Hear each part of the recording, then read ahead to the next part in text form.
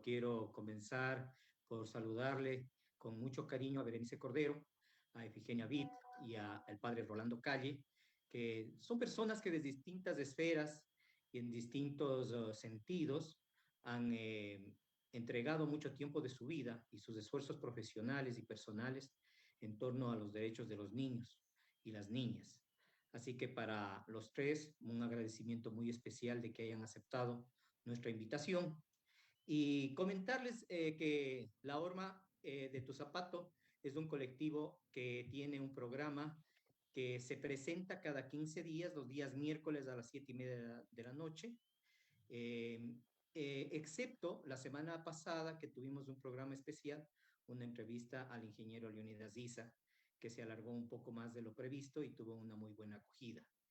La noche de hoy, como les estaba comentando, tenemos un tema que para nosotros guarda especial importancia, dado que existieron declaraciones oficiales de que en fechas muy cercanas estaría por irse regularizando la educación en términos presenciales, la educación básica a nivel nacional. Sin embargo, el día de hoy existen unas noticias, existe ya un instrumento legal en donde se declara en emergencia, digamos, a la ciudad de Guayaquil y a la provincia del Oro por la presencia de esta última variante de la pandemia. No sé si es que esto va a cambiar la decisión que en su momento parecía que el gobierno nacional había tomado de retornar a clases. Pero este retorno a las actividades educativas presenciales implica una serie de preguntas y una serie de preocupaciones en torno a si, primero, qué es lo que ha significado la vida del sistema educativo para los niños y las niñas en las escuelas, por cuanto la modalidad a la que se vio forzado el sistema educativo de recoger algunas tecnologías de lo virtual y adaptarlas rápidamente al proceso educativo, obviamente han tenido una serie de cosas positivas, de aspectos positivos, pero también de aspectos negativos, porque el sistema educativo no estaba preparado para una emergencia de este tipo.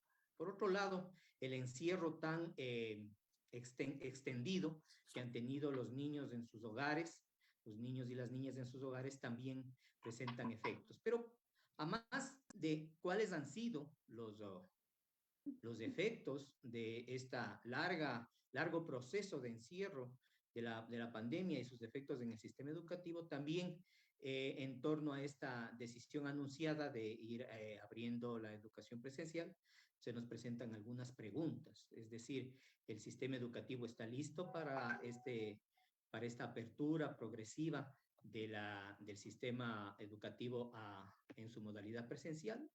Desde el punto de vista de su infraestructura, desde el punto de vista de los recursos técnicos y profesionales de los maestros. Las instituciones están listas desde el punto de vista de su equipamiento, etcétera, etcétera. Pero fundamentalmente, ¿cuáles serían las condiciones mínimas que requeriría el sector educativo a objeto de que se pueda aperturar en la presencialidad? Planteado a nuestros invitados, reitero el agradecimiento especialísimo para cada uno de ellos. El padre Rolando Calle ha sido rector durante 14 años de dos instituciones educativas de la comunidad jesuita en la ciudad de Quito y en la ciudad de Cuenca. Ha estado siempre ligado a los procesos de comunicación audiovisual y en los procesos de transformación educativa.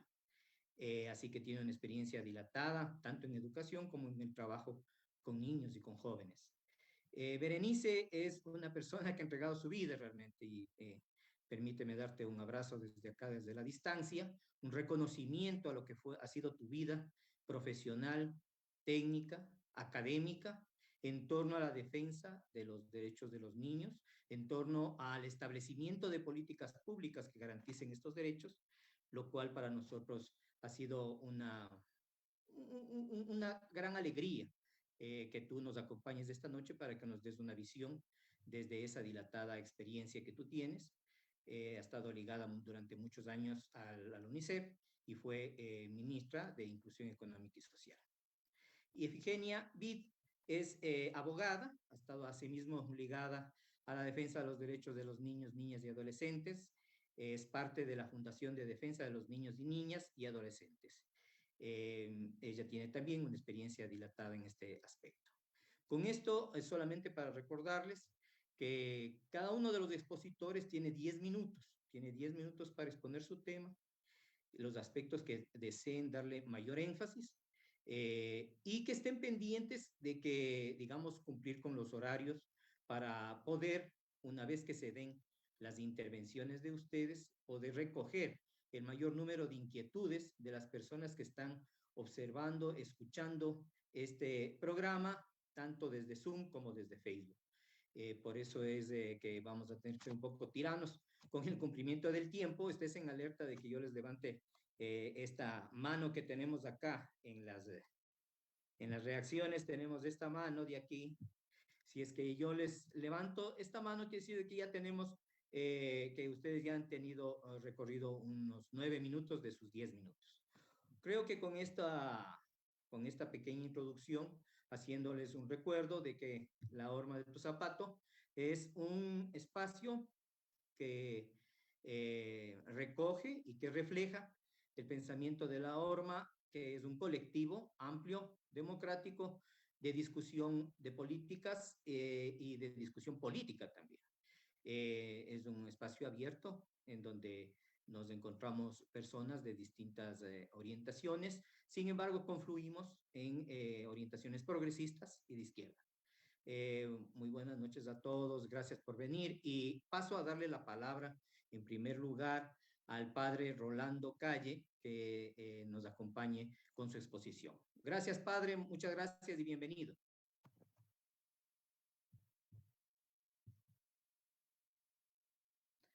Prenda su micrófono, padre. No le estamos escuchando. Tiene que prender su micrófono. Muchas gracias a todos ustedes por la invitación. Qué gusto estar aquí en este momento. Las preguntas son como 5 preguntas. Todas ellas yo creo que se las podría prologar con un par de ideas. Primero, que voy a tratar de no generalizar. Aunque hable de niños, niñas, ustedes saben que hay niños y niñas, hay escuelas y escuelas, no se puede decir hemos hecho, a todos nos ha ido bien o a todos nos ha ido mal. La generalización en este caso no corre, aunque a veces se nos vaya alguna frase que parezca generalizante. Y segundo, voy a hablar desde mi experiencia sobre todo, ¿no? La experiencia que he tenido tanto en el San Gabriel como aquí en el Borja. Aquí en el Borja llevo nada más de 2 años, así es que apenas llegué a Cuenca, que es mi ciudad, por otro lado, se nos vino la pandemia a los pocos meses, entonces es como si hubiera venido a la cuenca de la pandemia, ¿no?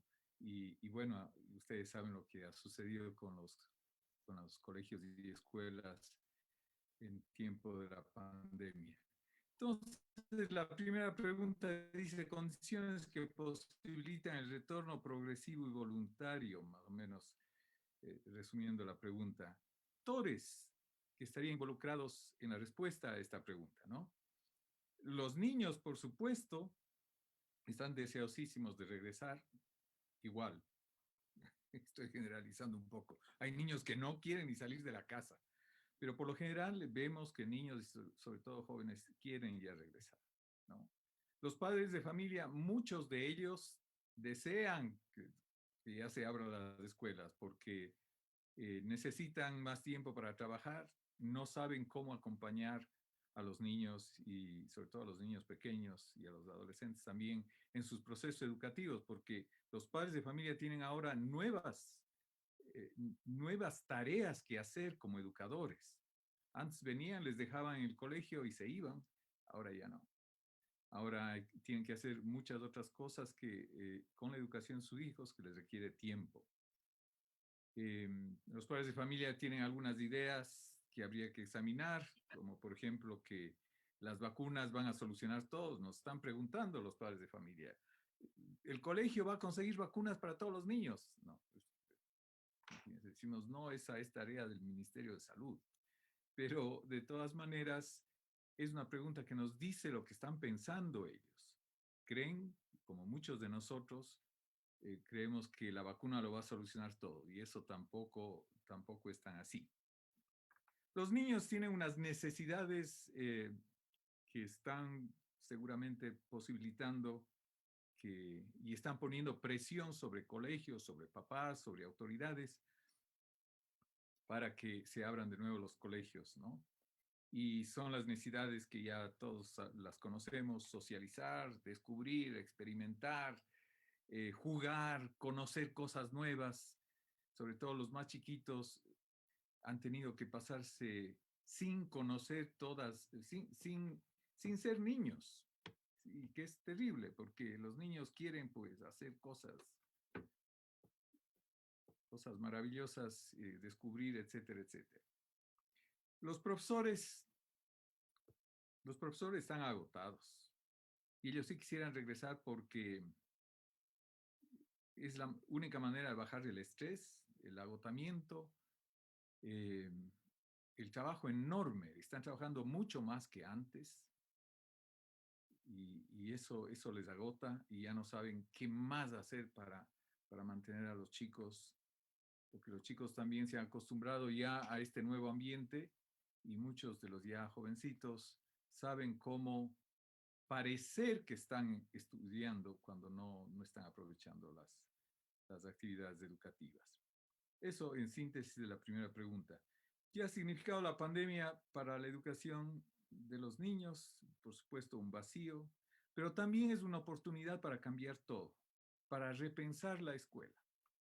Y yo sí creo que debemos aprovechar eso.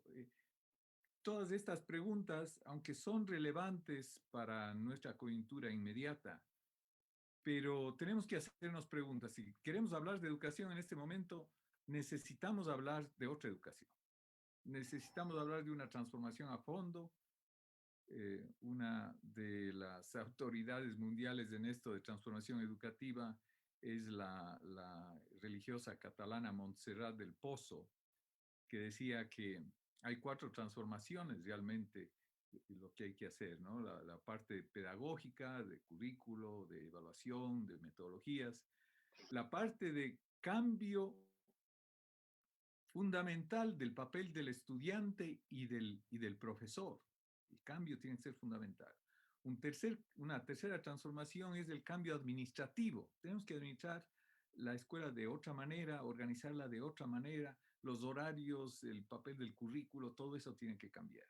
Una cuarta transformación es de la cultura educativa y de los sitios de aprendizaje, sitios no solo físicos, sino también sitios digitales ahora, y sobre todo la cultura dentro de la escuela. Entonces, esas transformaciones, si no hablamos de esas transformaciones, realmente estamos hablando nada más de detalles. Pero bueno, son detalles que este rato sí son pertinentes para nosotros. Continuaremos hablando de estos detalles. La tercera pregunta es sobre estrategias para que se adapten a lo virtual, a la virtualidad, a esta nueva situación híbrida, ¿no? De la virtualidad y presencialidad. Yo le voy a juntar con la cuarta pregunta, que es: ¿se ha logrado un aprendizaje por la virtualidad? Más o menos eso es lo sustancial de esa pregunta. Y de nuevo, acudiendo a la experiencia, a lo que yo he visto, he vivido en estos últimos años, tanto en el San Gabriel como en el Borja de Cuenca, si es que no ponemos al estudiante en el centro, no vamos a lograr nada. Hay que aprovechar cualquier estrategia que sea buena para poner al estudiante en el centro. Antes, en el centro de todo estaba el currículo. El currículo era el Dios, o el Dios que estaba en el altar mayor de la educación.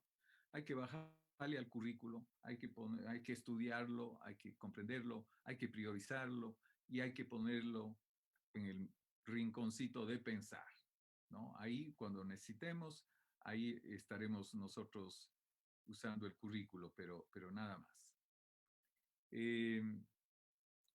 Por nuestra experiencia, las estrategias que nos han funcionado los proyectos de comprensión interdisciplinarios en las 4 dimensiones de la comprensión, según lo que predica y muestra el proyecto Cero de Harvard. Eso ha sido lo que a nosotros nos ha mantenido, nos ha ayudado enormemente a cambiar la educación en estos 2 colegios. Eso ha sido para nosotros un detonante tremendo y con eso hemos cambiado todo. Todo lo hacemos por proyectos interdisciplinarios de comprensión en las 4 dimensiones, con todos los profesores, todas las materias, todos los cursos, en todos los horarios. Todo se puede incluir en los proyectos interdisciplinarios, porque están más cerca de la vida y los estudiantes no quieren seguir aprendiendo las materias una por una, no tienen motivación suficiente para eso. Y la cuarta pregunta, ¿qué ha cambiado en Ecuador? Bueno, eso habría que preguntarle ciertamente a la ministra de Educación y a los del COE, ¿no? Pero nosotros tenemos que cambiar profundamente la educación. Ya lo dijeron ustedes al comienzo de la introducción. Es el momento de preguntarnos sobre qué cambios tenemos que hacer profundos, ¿no? Y estos cambios estoy seguro que tienen que suceder no solo con los profesores y los estudiantes, sino con las familias. Y tiene que suceder con lo público. Y tiene que suceder con el campo del trabajo. Los papás en este momento están entre Sila y Caribdis, es decir, están entre la espada y la pared porque tienen que trabajar y tienen que hacer una función tan importante como es la educación de sus hijos. Y eso va a tener un impacto en la oficina, la fábrica, en donde quiera que trabaje el padre de familia. Pero ese sector de la producción tiene que entender que ellos también tienen que contribuir a algo que es importantísimo, tal vez más importante que la misma producción, que es la educación de los ecuatorianos. Porque sin educación no vamos a llegar a ninguna parte. Y entonces tienen que saber, yo esperaría que el Ministerio del Trabajo, por ejemplo,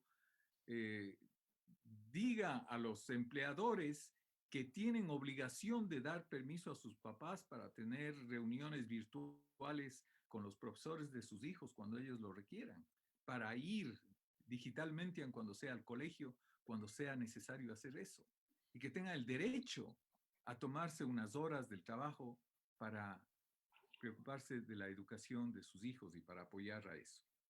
Y también lo público tiene aquí algo muchísimo que ver. Y para lo público, a lo que me refiero es a la gente pública. Desde el presidente de la República, los artistas, los futbolistas, todos los que están en el ambiente público. Porque nosotros nos sacamos del aire en los colegios tratando de educar a los hijos, a los chicos en valores, y de pronto, a través de los medios de comunicación, estamos viendo todo lo contrario. Y ustedes saben que la educación se realiza sobre todo con el ejemplo. Nosotros podemos predicar, hacerles unos proyectos maravillosos a los chicos, pero si están viendo todo lo contrario, eso es más dañino que inclusive disminuir un presupuesto de educación, que es además anticonstitucional. Pero esto otro, de que los hombres y mujeres públicos tengan que dar buen ejemplo, eso debería estar también en la Constitución, ¿no? Que no pueden hacer eso, no pueden dar mal ejemplo. Y los medios de comunicación igual, o sea, hemos visto lo que sucedió con 2 personajes de los medios. ¿Qué mal ejemplo? Eso va contra toda la educación, nos desbarata todo. Es una bomba en la línea de flotación de la educación. Bueno, eso nada más quería decirles. No sé si me pasé o cómo está mi tiempo por ahí. Muy bien, padre, muy bien. Muchas gracias con su tiempo. Le agradecemos su intervención. Al final vamos a recoger algunas preguntas y usted va a poder volver a participar con unos 2 o 3 minutos más. Doy la palabra a Berenice. Muchas gracias por estar acá y estamos pendientes de tu palabra, tu conocimiento, tu experiencia. Abre tu micrófono, Disculpa, ¿ves la analfabetismo digital? No, quería solamente ratificar el abrazo muy grande para la horma de tu zapato. Me parece que estas iniciativas son fundamentales que continúen en el país y que haya un diálogo eh, realmente profundo y que se promuevan realmente ideas nuevas, creativas que nos ayuden a cambiar. Un saludo muy grande para Rolando y Trigenia, para ti Mauricio y todos quienes nos acompañan esta noche. Realmente la pandemia del COVID, yo creo que en el caso ecuatoriano hizo claramente hizo sí, desnudó, para ponerlo de otra manera, las graves inequidades que tiene, bueno, América Latina en particular, ¿no? Pero también se puede ver a nivel global, ¿no? El problema de la inequidad. El caso ecuatoriano es más grave porque ya veníamos desde el año 2014 sosteniendo un problema fiscal, un problema económico en el entorno y esto hace entonces que nos encuentre un país bastante desprovisto, con grandes dificultades sociales, políticas, económicas que ya tuvimos un ejemplo en octubre del 2019 y que ahora nuevamente están saliendo algunos de estas manifestaciones de descontento, de preocupación social sobre varios aspectos relacionados con la situación social, económica y política del país. Las cifras son malas, ciertamente, ¿no? Sobre todo en el caso ecuatoriano, ya nos encontró, como yo decía, en este escenario de crecimiento económico. No es, por ejemplo, el caso peruano, en otros países no se presentan necesariamente las mismas condiciones, pero en el caso ecuatoriano sí. Entonces, ahí lo que hemos sufrido es básicamente un retroceso calculado de aproximadamente unos 10 años, ¿no?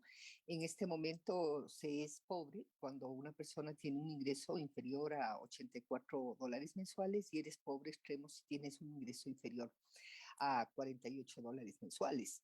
Eh, Ahora, estos datos son alarmantes. En este momento pasamos a casi al 30-32% de pobreza en general y estamos en este momento también con una pobreza extrema que pasó del 8 aproximadamente en 2019, 2018 al 11%.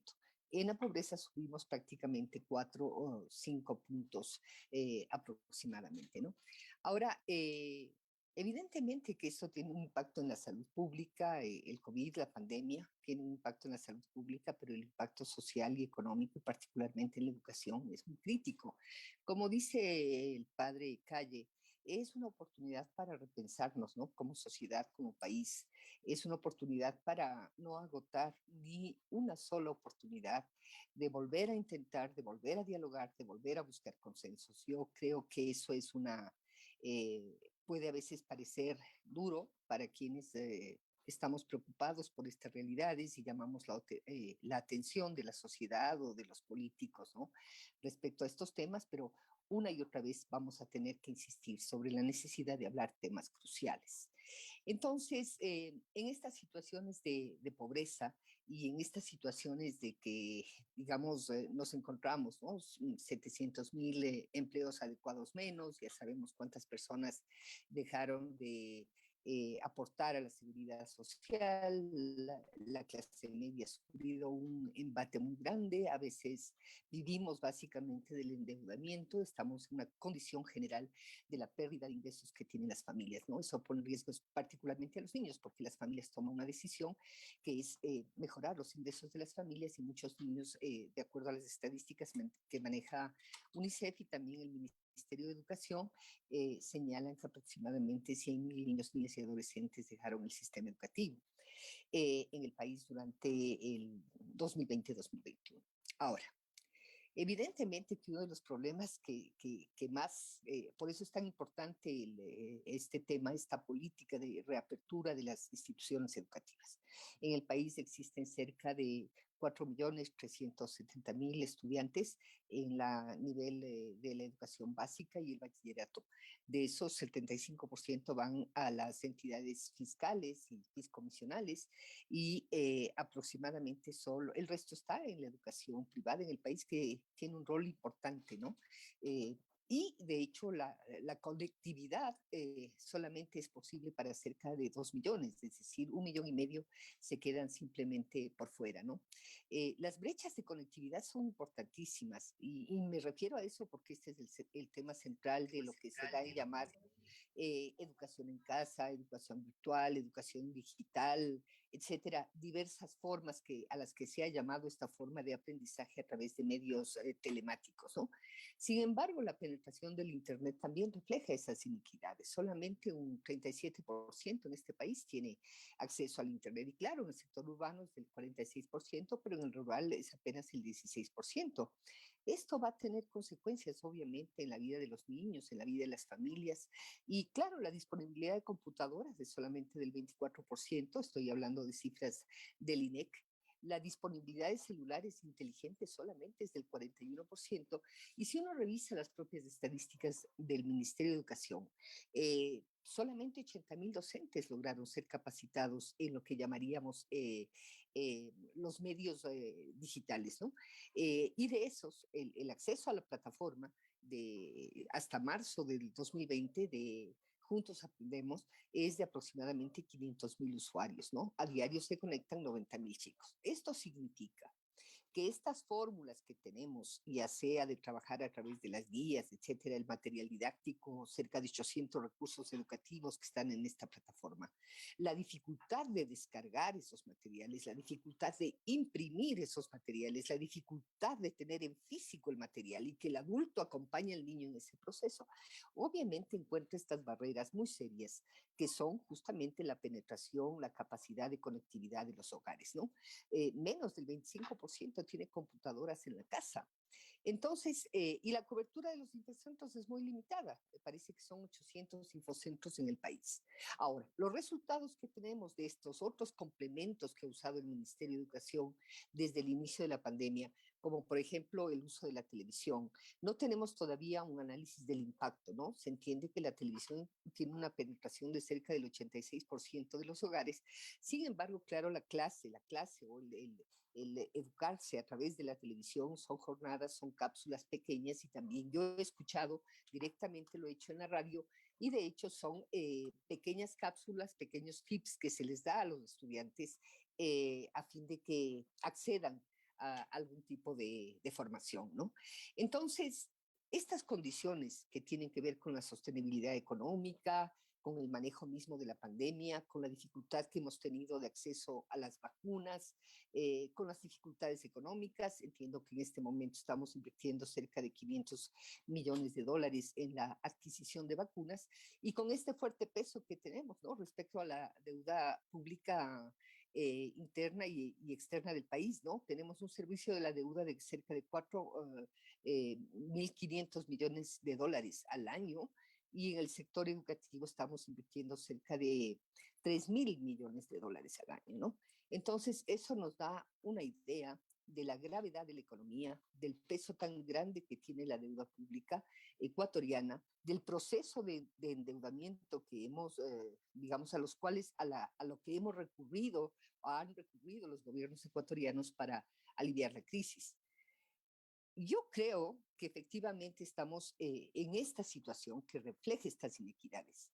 Y por eso es que recalco la necesidad de volver a hablar una y otra vez, las veces que sean necesarias, con los actores, de hacer públicos estos problemas como la conectividad, como la pobreza, la inseguridad de los ingresos familiares, las dificultades que afrontan las familias, porque evidentemente esto digamos, afecta directamente el bienestar emocional de los niños y también de las mujeres que aumenta la carga de cuidado.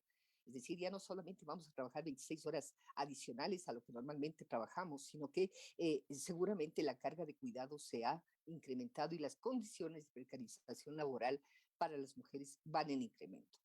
Todos los chicos, de acuerdo a una encuesta telefónica realizada por UNICEF, al menos el 30% señala que las condiciones emocionales de estrés y la situación relacionada con la violencia dentro de la familia y la falta o la conflictividad, para ponerlo así, para no hablar de otros temas tan graves como es el caso de abuso sexual, etcétera, al cual no creo que nos vamos a referir ahora porque no es el tema, pero sí decir que el problema de la violencia, que es casi invisibilizada en el país, afecta directamente a los niños. Es decir, la situación del hogar en general, la falta de ingresos familiares está siendo trasladada al bienestar de los niños a través de situaciones complicadas que tienen que ver justamente con la violencia como una pauta de crianza que ahora se ha exacerbado para poner a los niños en tono con estas actividades de la virtualidad. A esto se añade evidentemente que no tenemos, por estas barreras de la conectividad, por el costo mismo que tiene el Internet en el país, es un costo alto, es más bajo, por ejemplo, es tan alto como Cuba, es decir, es alto como en Venezuela. Estamos hablando de que este es un país caro también para la conectividad. Si en estas condiciones las familias no pueden aprovisionarse de los alimentos, hay dificultad para acceder a la salud, hay dificultad para el autocuidado, no se diga aún para lograr la conectividad en los hogares. Entonces, hay una reducción, obviamente, de la carga horaria, hay una reducción de la capacidad de aprendizaje, no hay acceso al texto escolar impreso, no se pueden descargar las guías que están ahí. Los mismos profesores tienen dificultades para manejar a través de la plataforma toda esta gestión educativa. Son 220,000 maestros que también han afrontado dificultades porque sus salarios no fueron consignados a tiempo, etcétera. Entonces, yo estoy de acuerdo con el padre Calle de que este es un momento para revisar este concepto de lo territorial, revisar el concepto mismo de los aprendizajes, la centralidad de los niños, revisar el valor que tiene o el interés que tiene el chico que está aprendiendo en hacer tal o cual línea de aprendizaje, la combinación de modalidades, pero también es cierto que si no hay una respuesta de apertura escolar progresiva, las condiciones de deterioro, ya hay cálculos del Banco Mundial o del BID que dicen que el retraso escolar es un factor importante. Fíjense que en el año 1950 la escolaridad de todos los ecuatorianos no sumaba 6 años. Hicimos un esfuerzo. En el año 2014-2015, cuando se hizo esta última medida, habíamos crecido 10 años como escolaridad promedio nacional. Entonces, somos un país en el que hay un déficit, obviamente, educativo, que luego tiene impacto, ¿no es cierto? Tiene impacto en las posibilidades de inserción en el mercado laboral, en la competitividad, y que asociado a otros problemas propios del diseño del sistema también de educación superior y propio diseño del sistema educativo, digamos, impiden o se vuelven barreras para facultar habilidades, competencias que le permitan a las personas en igualdad de condiciones insertarse en el mercado laboral. Entonces, yo creo que sí es tiempo de repensar y es tiempo también de replantear varios de estos problemas con un enfoque de interés nacional. Gracias, muchísimas gracias. Tu intervención nos has dado una serie de cifras que nos ayudan a entender en términos cualitativos y cuantitativos, es decir, creo que es el momento, como han coincidido tú y el padre, es el momento de aprovechar esta crisis para repensar el conjunto del sistema, el conjunto de las inspiraciones últimas de la educación. Le doy la palabra a Efigenia. Bienvenida, Efigenia, un abrazo. Ella es miembro del colectivo La Horma y muchas gracias por estar acá. No, gracias a ustedes y muchas gracias y muy honrada de estar en este programa junto a Berenice y al padre Calle. Realmente ambos son maestros en la materia, así que para mí un honor y gracias por invitarme. Para aprovechar esos 10 minutos, quisiera empezar diciendo y tomando las palabras del padre Calle. Es innegable la necesidad de transformación educativa y también lo ha dicho Berenice, ¿no? Y también es innegable el hastío que viven tanto las niñas, niños y adolescentes y sus padres, madres, cuidadores. Pero ¿cuáles son las condiciones que posibilitan hoy que las niñas, niños y adolescentes retornen progresivamente y voluntariamente a clases? Es mi pregunta, es la pregunta que tomé de todas las que estaban, porque me parece que es tal vez la más importante. Siempre hay que diferenciar entre instituciones públicas y privadas, también hay que diferenciar entre sectores rurales y urbanos, tomando también en cuenta las, las áreas y las ciudades metropolitanas, Quito y Guayaquil, hay sectores donde la población tiene mayor control epidemiológico, incluso natural, por el espacio donde se encuentran.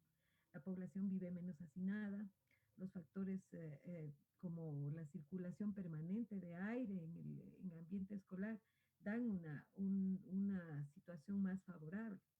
Pero eso no es tampoco en el 100% de los casos. Tampoco han llegado ahí las cepas más agresivas, más peligrosas, más mortales. Existe una violencia estructural, creo yo, contra los derechos de los niños, niñas y adolescentes, que Berenice la ha dibujado perfectamente con toda su experiencia, ¿no? Y yo tengo la impresión de que se tiende a gestionar el problema, pero no a resolverlo, a no abordarlo realmente en los términos de José Sánchez Parga, ¿no? Eh, ver el problema solamente en la superficie y no llegar a, a los fondos de las cosas. En términos de salud pública, ¿cómo han variado las condiciones? Solamente han empeorado. La curva epidemiológica no ha dejado de crecer. Los contagios ahora en las niñas, niñas y adolescentes han llegado a saturar los hospitales pediátricos, especialmente en las unidades de cuidados intensivos, que además ya había pocas. Aún con la poca ampliación que se hizo, están saturados. De eso dan cuenta los mismos directores de los hospitales pediátricos de la mayoría de las provincias en el país. Y por supuesto que en los sectores urbanos donde hay mayor hacinamiento, eso sucede con mayor frecuencia. Claro, ahora el Ministerio de Educación ha diseñado varios instrumentos para el reingreso a clases que dejen en manos de las posibilidades de cada unidad educativa, por eso hablaba de unidades públicas, unidades privadas, unidades que tienen agua, unidades en la ruralidad que no tienen agua. La elaboración ha dejado pues en sus manos la elaboración de los protocolos para el retorno a las aulas y en manos de las madres, padres, cuidadoras y cuidadores la responsabilidad de decidir si van o no sus hijos e hijas a clases, ¿no? Y si bajo las condiciones de cada institución educativa voluntariamente admiten o no ese retorno.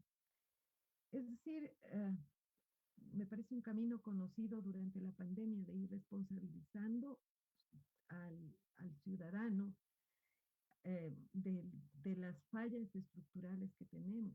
Y sí creo que es la transformación sistémica, debe ser empezando por entender el interés superior del niño. Porque lamentablemente esa es la parte donde se quiebra todo. Hay presupuestos destinados a todo y hay facilidades para todo, pero el interés en el interés superior del niño, valga la redundancia, yo no veo que se plasma en ningún momento, en ninguna política realmente, porque inclusive se ha convertido en intergeneracional la política de protección. Ya no hay protección especial para los niños, niñas y adolescentes. Estos instrumentos que diseñó el Ministerio de Educación se fundamentan básicamente en la señalética, la provisión de alcohol, agua, jabón, donde hay, ¿no?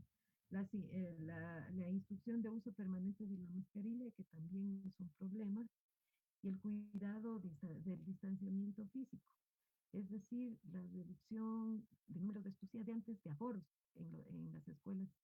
Y desde luego eso implica que gran cantidad de esos estudiantes que están matriculados, aunque sus padres libre y voluntariamente quisieran que vayan a las aulas, no podían, porque los aforos no permiten. Entonces, en los hechos, ellos van a seguir sufriendo el, el problema. Y lo que ha dicho Berenice es cierto. La falta de conectividad y la falta de un aparato para hacer esto, pero no se ha invertido. Hemos tenido como Estado un año para repensar todo lo que, las falencias, porque claro que nos cayó todo esto de sorpresa en un día, pero estas cifras ya venían conociéndose desde agosto, septiembre del año pasado. Y no se ha superado eso para nada, no hay un plan que permita superar esto a largo plazo.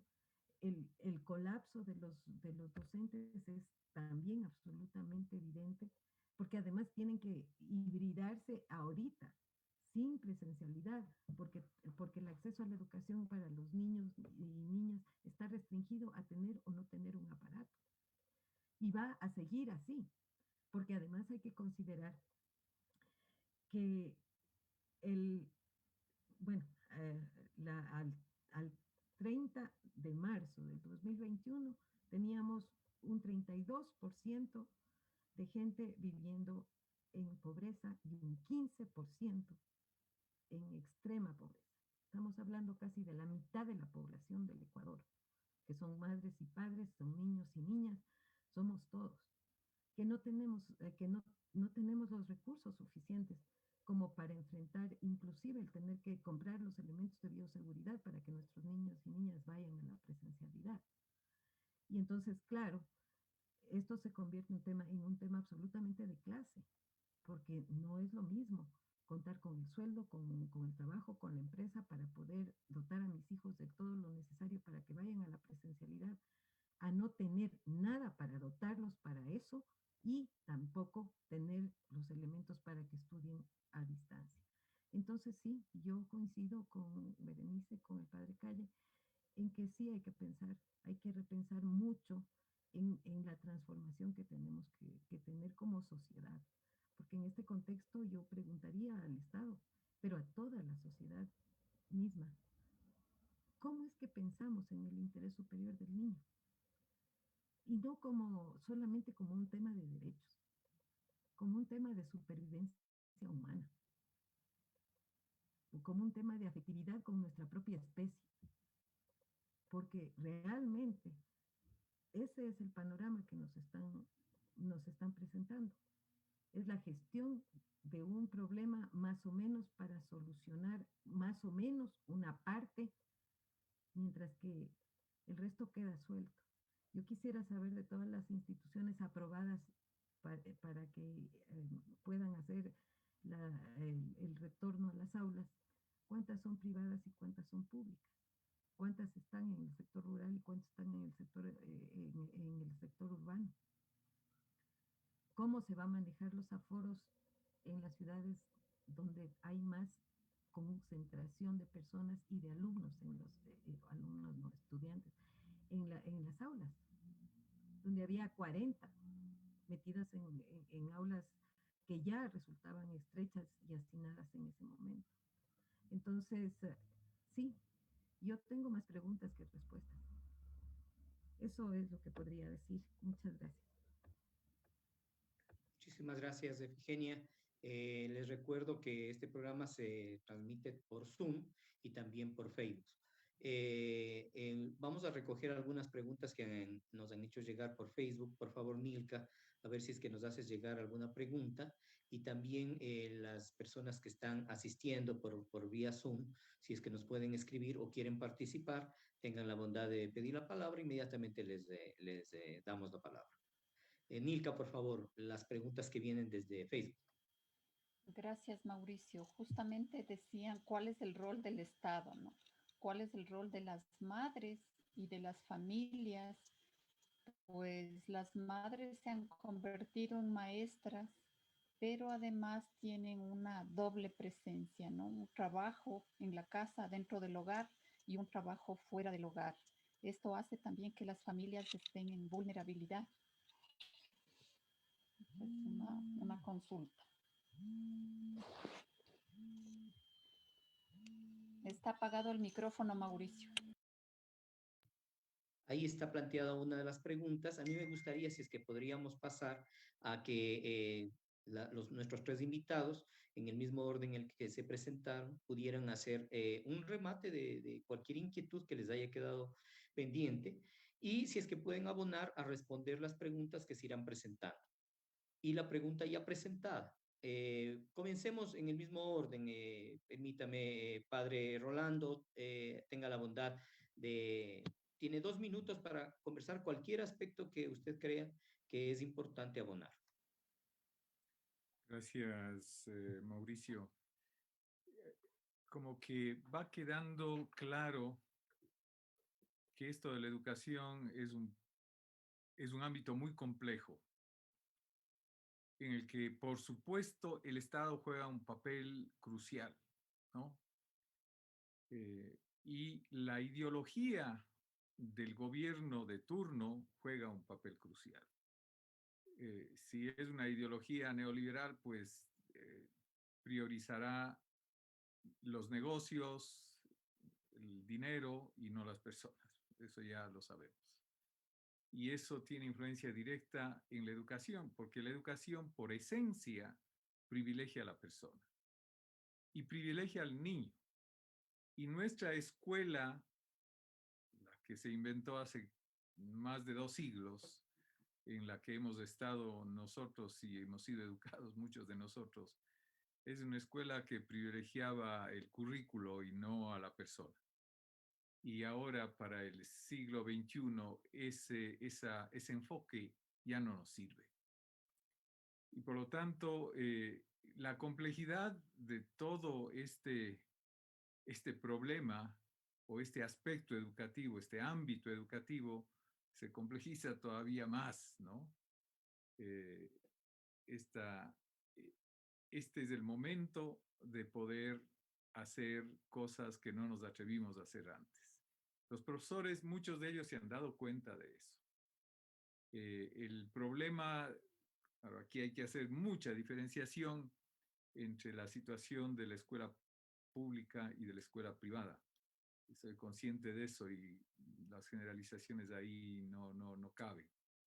Pero inclusive en la escuela pública, yo creo que se pueden dar cambios metodológicos que cambien la escuela. Sobre todo si es que todos comenzaríamos a trabajar ya no por materias, sino por proyectos interdisciplinarios que tengan relación directamente con la vida de los chicos. Así se mantendría el interés de ellos y realmente la educación serviría para la vida y no solo para dar un examen. Hasta ahí nada más. Muchas gracias. Muchas gracias, padre. Tenga la onda. A ver si es que les paso la palabra y podemos seguir esta conversación. Por favor, cualquiera de las dos que quieran comentar, tienen la palabra. Estaría bien entonces hacer un comentario para esto que ha dicho el padre Calle me parece, y también muy importante las aseveraciones de Efigenia, ¿no? Porque en realidad, ¿cuál es el centro? ¿Qué esperamos del sistema educativo del país? Y hablo del sistema educativo, incluyendo desde lo que llaman educación inicial, desde los 3 años en adelante, porque ya se reformó la LOEI y ahora se entiende que no existe un nivel 1 de educación inicial. Por ejemplo, ahí está uno de los debates. Entonces, yo creo que esta idea de, digamos, la escolarización es una medida importantísima de equidad, eso es así. Tiene que ver con la justicia, digamos, derribar cualquier barrera de acceso es fundamental, ya sea a través del costo, el acceso a material educativo, uniformes, disponibilidad de aulas, disponibilidad de docentes, indica para cualquier tipo de diseño pedagógico, de proyecto educativo, indica avances, sin duda. Es decir, la inversión en educación es una obligación, pero también es una obligación que tiene que respetarse de acuerdo a la Constitución, de acuerdo a los tratados internacionales, pero también es cierto que hay que repensar, por ejemplo, el rol de las familias. Y no solamente en la educación, todavía hay esa idea, y yo creo que es una cuestión que hay que discutir, de cuál es el rol de la familia en la salud, cuál es el rol de la familia en la educación, cuál es el rol de la familia en el cuidado, etcétera. ¿Cuál es el equilibrio que tiene que haber entre las dotaciones que ofrezca el Estado y al mismo tiempo las capacidades de las familias, ¿no? Y su corresponsabilidad también en varios aspectos. Yo he leído algunos documentos que incluso te dicen, el problema es que las familias no llevan a vacunar a los niños. Yo creo que uno de los problemas es un modelo centrado solamente en la prestación del servicio, especialmente en el sector público, porque de una u otra manera, como reflejan varios estudios, por ejemplo, realizados en Inglaterra, el rol de las familias en el mejoramiento de la calidad del sistema educativo es vital. La voz de las familias es fundamental. Aquí la pregunta es, ¿dónde están las familias ecuatorianas, especialmente en el sistema educativo público? Claro, en el sistema privado la familia paga y por lo tanto la familia se siente con derecho a participar de una u otra manera en el control, a veces en la revisión de la calidad, más allá de lo que llamaríamos las actividades sociales del Comité de Padres de Familia. Entonces, la centralidad de la participación de la familia no se refiere solamente al problema, ¿no es cierto?, de que el chico cumple el deber, de que el chico realice la actividad, etcétera. Hablo de todo el funcionamiento del sistema educativo. Y ahí me parece que hay una visión restrictiva, o ha habido o no se ha desarrollado, porque a mí tampoco me gusta calificar las cosas, pero sí identificar los problemas. O no se ha desarrollado con suficiencia, o no se han entendido las implicaciones que tiene la participación en general de las familias o de las personas en la gestión de los servicios públicos y también en la gestión de los servicios privados. Entonces, ahí el rol de las familias no es solamente un rol de corresponsabilidad, no quiero llamarle con membretes de Contraloría Social, etcétera. Es decir, no creo que cabe, pero sí tiene que haber un involucramiento en donde se entienda que ese niño que va al aula está ejerciendo el derecho a la educación. Y ahí me parece que tenemos un problema todavía en un cambio cultural. Por eso esta idea, ¿no?, de alentar la diversidad, de trabajar desde abajo hacia arriba, o lo que dijo el padre ya, el aprendizaje a lo largo de la vida, no centrarlos en el aprendizaje solamente del currículum. Tal vez los chicos aprenden más en la casa otras cosas, o han aprendido este tiempo. Habría que medir los aprendizajes diversos que han tenido los chicos en este tiempo durante el confinamiento, durante el internamiento, el manejo mismo del Internet en ciertos sectores sociales o los esfuerzos que han hecho para acceder al Internet. Entonces, un primer elemento que me parece que hay que reconsiderar fundamentalmente es la participación de la sociedad en general, o de lo que se llame la sociedad civil, las organizaciones sociales y, por cierto, de las familias en el ejercicio del derecho a la educación.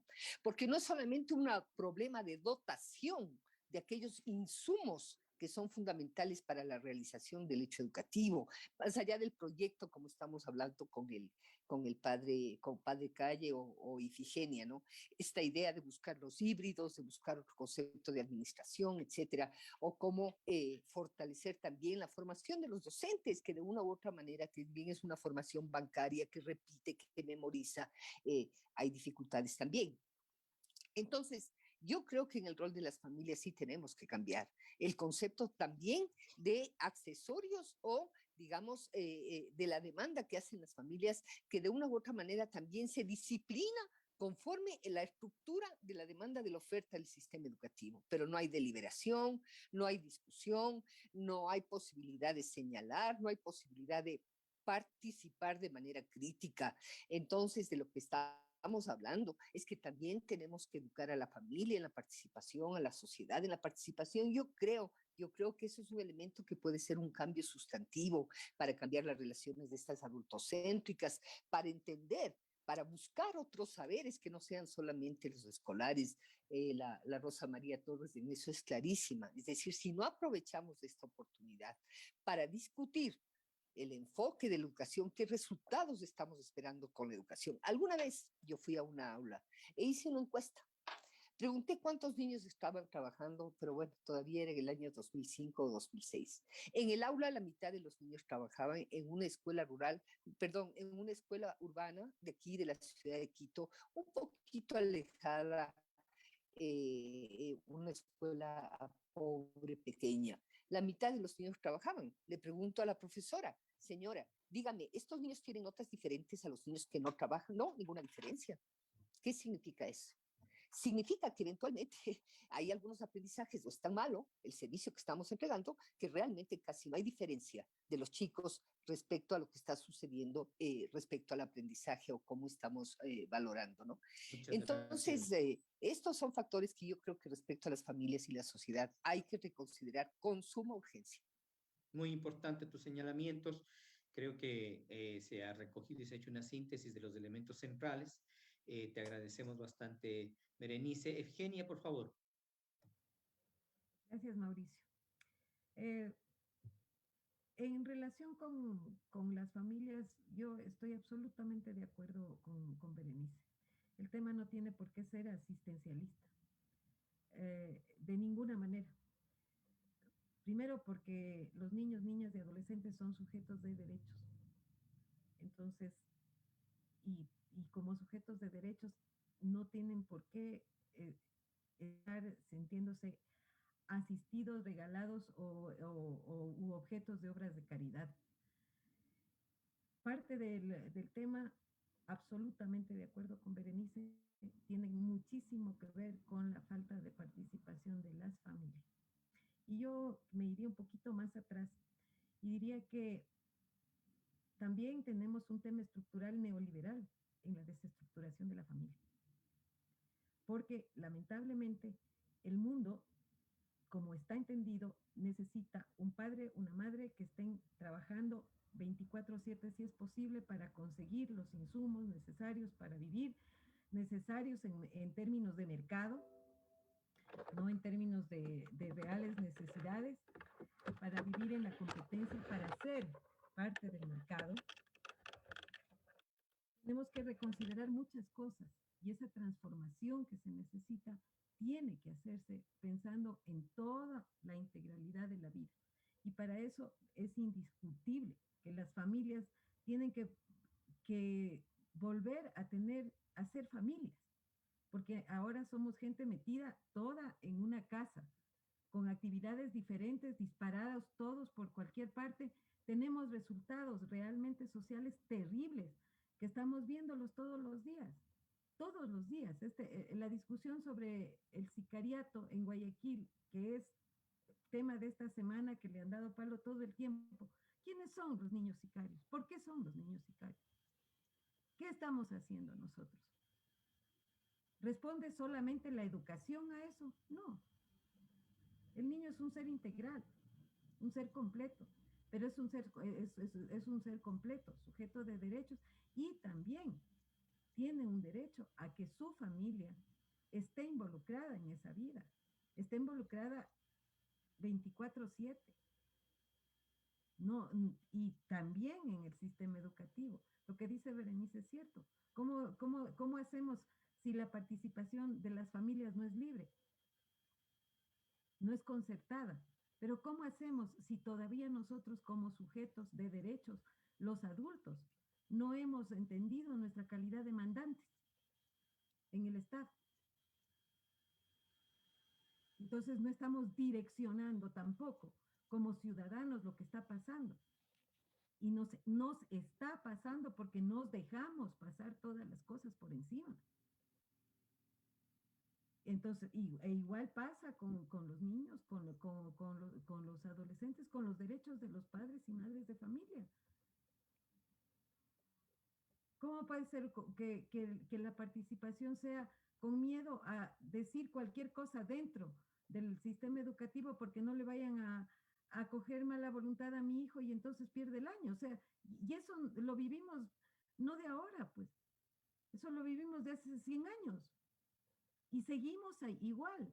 Entonces la transformación sí tiene que ser pues una transformación medular y de fondo, porque como les decía en el principio de lo que estaba hablando antes, no podemos volvernos en gestionadores del problema para mantener el problema bajo control sin solucionarlo, que eso es lo que estamos haciendo. Y estamos haciéndolo permanentemente. Eso tendría yo que decir. Gracias, Eugenia. Vamos a recoger a algunas personas que quieren participar, sea con un comentario, una pregunta. Les rogamos que sean bastante ágiles para no extendernos en el tiempo programado. Un saludo, Susana, qué gusto. Ten la bondad. Te escuchamos, por favor. Buenas noches, Bere, padre, compañeros, compañeras, Eugenia, un gusto compartir. Yo siento, después de sus intervenciones y después de también compartir un poco el trabajo con muchas de las familias que están en esta situación de extrema pobreza, tal vez más ligada al tema de desarrollo infantil, de los más chiquitos que de los escolares. Y realmente es una sensación terrible de vivir en un callejón sin salida. Y lo que más preocupa es que realmente vivimos en o sea, no se tiene mucha expectativa de que el sistema educativo pueda responder a todas estas demandas que han sido también planteadas por ustedes, que, que la economía del país, el manejo del gobierno también permita que esas familias que que estuvieron en extrema pobreza y ahora muchas más se han integrado a ese sistema también puedan salir. Las familias, por un lado, piensan que necesitan la educación, necesitan que sus hijos salgan de sus hogares, sus hijos necesitan espacios de socialización, pero también tienen temor a que se contagien. Entonces, y los profesores tienen temor al contagio. Y las escuelas no tienen las condiciones para recibir, para no contagiarse. Entonces, son callejones sin salida que no somos capaces es un sistema que no es capaz de dar respuestas prácticas a problemas básicos. Eso, me parece que el tema de las familias es medular. Sin embargo, creo que no solamente es un tema de que las familias quieran o no quieran. Me parece que hay que ir creando capacidades y eso es un manejo más integral, o sea, debe haber una visión más integral en donde, como lo planteaban ustedes, el empleador debe darle permiso a la familia para que pueda participar. Las familias no tienen tiempo, o sea, no tienen tiempo. Ahora estamos trabajando, ahora los niños son cuidados por niños más grandes. O sea, vivimos una situación en que las familias, los adultos tienen que salir a trabajar. En la casa se quedan los guaguas chiquitos, cuidados por guaguas más grandes o cuidados por adultos mayores. Entonces, el problema del cuidado en los niños es grave. Entonces, no, las familias no es que no quieren cuidarles, no es que, o sea, primero creo que no están en la capacidad práctica por los tiempos de cuidarles por un lado, pero sí hay que trabajar en eso. Y ahí la responsabilidad de los empleadores, las responsabilidades de los gobernantes, de crear esas capacidades de participación, porque debemos aprender a participar y considerar que la participación es una responsabilidad a través de la cual podemos resolver problemas, porque las familias deben saber pensar que esa participación le va a resolver el problema, porque si no, no es útil. Si a través de esa participación no resuelves los problemas que tienen, o sea, ¿para qué lo hago? Entonces creo que la participación tiene que ser vista con esa visión, ¿cierto? Por un lado.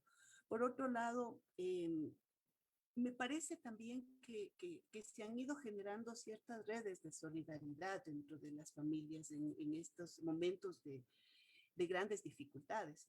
He podido ver, por ejemplo, cómo la vecina le presta el teléfono al niño que no tiene, o sea, entonces le presta para que pueda recibir clases. Cómo la vecina le averiguan la clave de alguien de la cuadra para poder conectarse y poder, poder acceder a lo virtual. Entonces creo que las familias, sí también están, esta crudeza de la realidad que vivimos también debe generar estas redes de solidaridad que son básicas en la participación y en retomar también respuestas más comunitarias a los problemas graves que tenemos, ¿no es cierto? Y por último, la virtualidad es un problema para las familias, para los niños, pero también para las educadoras, como ya lo han mencionado.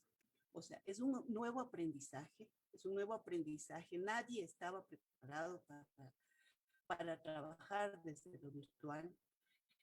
Y eso es grave, o sea, es grave. Hemos pasado 1 año y medio aprendiendo lo virtual y creo que no es solamente un tema del aprendizaje, sino también cómo se van perfeccionando las tecnologías, las aplicaciones, o sea, todo lo que implica para poder acceder, o sea, es un problema global. Y entonces sí, yo poco para cerrar, tengo esa sensación del callejón sin salida, de que tenemos por un lado un Estado que no puede dar las respuestas que requiere la gente, las familias con unos problemas gravísimos, la inexperticia del acceso a lo virtual, el miedo al contagio, eso es grave. O sea, las familias a veces, yo he trabajado, por ejemplo, promocionando el control de salud, porque los problemas de control de salud en los niños, el acceso a las vacunas, el acceso a al control de cómo está su nutrición, si están con anemia, y las familias no quieren ir por miedo, no quieren ir porque dicen me voy a contagiar y no quieren salir de sus casas muchas veces. Entonces, creo que son problemas muy complejos que sí requieren, muy de acuerdo con ustedes, del trabajo del Estado y también de la sociedad. Algo más quería plantearlo, pero ya se me fue. Gracias. Muchísimas gracias, Susana. Te agradecemos mucho tu participación.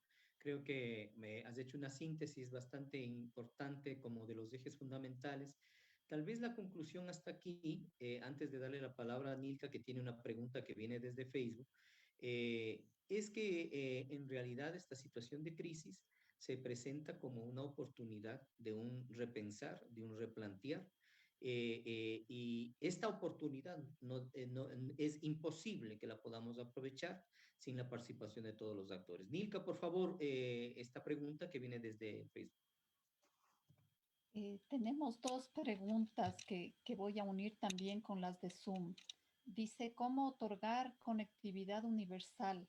No es tanto de recursos, ¿no? Sino de la gestión, de que las operadoras, por ejemplo, apoyen a los niños que se encuentran en las zonas rurales. Entonces, esta tiene que ver con la conectividad. Y otra pregunta dice, ¿qué ha pasado con la necesidad de socialización de los niños? Con el encuentro entre pares, con los espacios de interacción. ¿Qué ha pasado con los niños en este encierro? Si nos puede... Cerremos en honor al tiempo con un minuto, por favor, padre, un comentario alrededor de las preguntas que se han realizado. Padre Rolando, por favor. Sí, importantísimo la conectividad, pero si es que no cambiamos el sistema mismo de educación, es decir, las maneras como educamos, los objetivos, las metodologías, el rol del profesor y del estudiante, de poco nos van a servir. Y eso creo que es lo esencial. Ahora, sí, el Estado es absolutamente indispensable para que esto suceda, pues. Y yo estoy muy pesimista sobre lo que se puede venir. Pero si es que en algún sujeto, en algún actor encontramos optimismo, al menos para mí, es ver lo que los chicos están aprendiendo y cómo ellos están creciendo con una nueva mentalidad. Muchísimas gracias, padre. Berenice, ten la bondad. Cerremos con alguna reflexión final en torno a las inquietudes que hemos recibido o algún comentario que tú quieras entregarnos.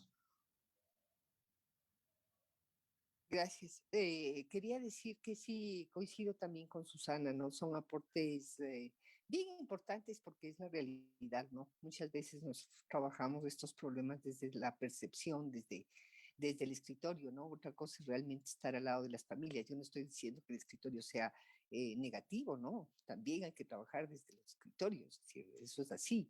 Pero es bien importante, como dijo el padre, el tema del territorio. Ese es otro tema que tenemos que pensar.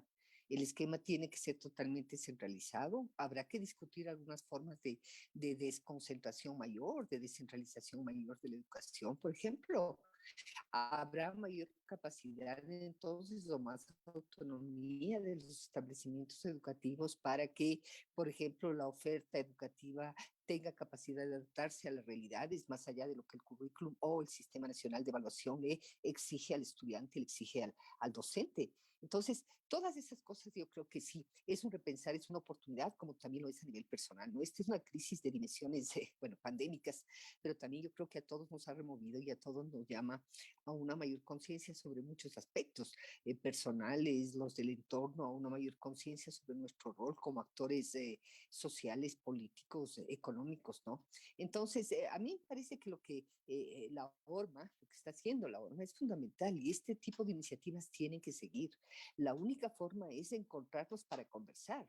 Es decir, no podemos dejar de no analizar estos temas y no podemos dejar de no comprometernos con las necesidades de hacer cambios en esto, ¿no? Entonces, a mí me parece que la ORMA está contribuyendo a estos espacios por, digamos, a veces, claro, vemos la situación tan compleja, pero es que es pero a veces también la complejidad tiene soluciones simples.